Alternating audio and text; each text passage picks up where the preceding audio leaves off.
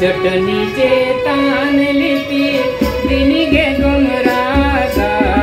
चटनी चेतान लिपि दिनिगे गुमरागा सर्दी सी तुम लिपि दिनिगे मोरा सर्दी सी तुम लिपि दिनिगे मोरा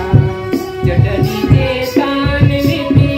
दिनिगे गुमरागा चटनी